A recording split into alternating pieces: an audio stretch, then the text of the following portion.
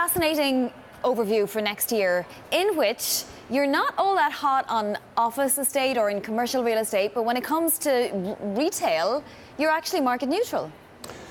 Yes, we are, and we've been that way throughout the challenges that the retail market has faced this year. It's interesting, if you look at the retail market as a whole, clearly there are rapid changes that are coming as a result of the e-commerce preference of shopping for the consumer.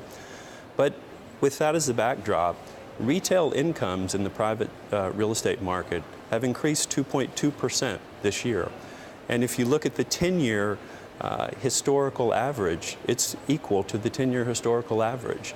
Now, there's different levels of performance throughout the retail sector. There's the mall sector, there's the high-end luxury sector, there's the neighborhood and community sector, and those are performing differently, and we have preferences in that regard. Yeah, and geographic preferences as well. So where do you like retail in the US, in Europe, both? And you say tenant selection is very important, so what kinds of tenants are you going for?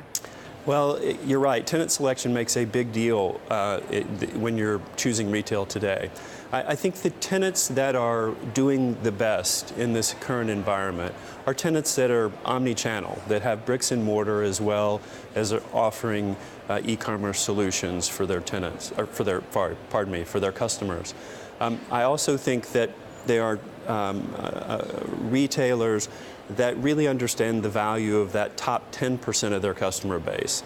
The top 10% of the customer base drives about 50% of overall sales.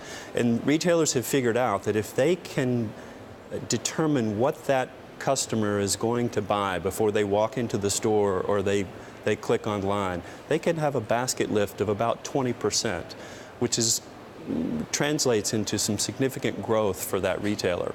And then lastly, retailers that are offering good apps, good service, and loyalty programs are the types of tenants that we like in our retail centers.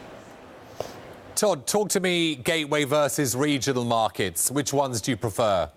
Well, retail is different than a number of the other sectors. The retail market is really driven by incomes and population. We do prefer gateway markets as a whole in our real estate portfolio, but retail in some secondary markets can be actually quite good because incomes and population will support a retail center's performance.